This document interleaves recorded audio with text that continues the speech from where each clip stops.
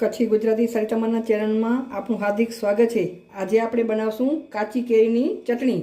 તો એના માટે આ કાચી કેરી કેસરની એક લીધી છે, 5-6 લીલા મરચાં છે, આ થોડોક ફુદીનો છે, એનાથી ડબલમાં લીલા ધાણા છે ને થોડાક આ માંડવીના બી છે।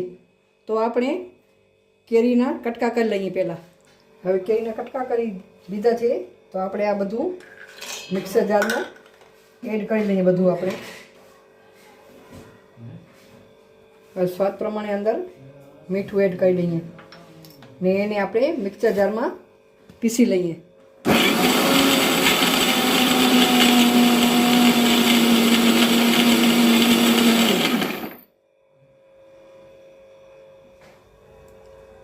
आ थोड़ी पीसाई गई है। हवे आपणे आमां थोड़ो गोळ एड कर लीए अने एने फरीथी आपणे पीसी लीए। हवे आपणी आ चटणी पीसाई गई है, जोई सको छो तमे। तमने एक दिवस खावी होय तो तमे वघारवानी जरूर नथी। तमने अठवाडियुं स्टोरेज करवी होय तो आपणे एने वघारीशुं। आपणे हवे गैस चालू कर्यो छे, तपेली मूकी छे, एमां आपणे जरूरत मुजब तेल एड करी दईए। तेलने गरम थवा दईए। हवे आपणुं तेल गरम थवा आव्युं छे, एमां आपणे राई एड करी दईए, थोड़ू जीरु एड कर दीए और मीठा લીમડાના पान। हवे आ जे पीसी राख्युं छे ए अंदर आपणे एड कर दीए।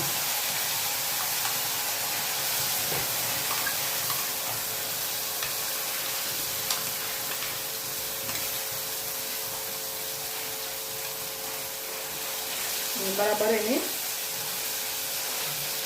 सातरी लईए आपणे आवी रीते बराबर। આવી રીતે વઘારીને આપણે રાખશું તો અઠવાડિયું સુધી તમે ફ્રીજમાં તમે સ્ટોર કરી શકો છો એને ને એનો ઉપયોગ કરી શકો છો।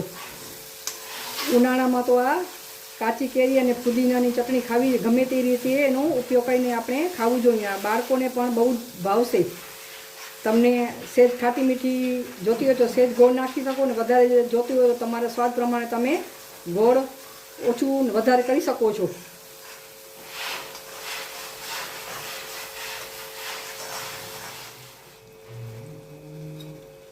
हवे चटनी अपनी रेडी थई गई है। अपने गैस की फ्लेम बंद कर दईए।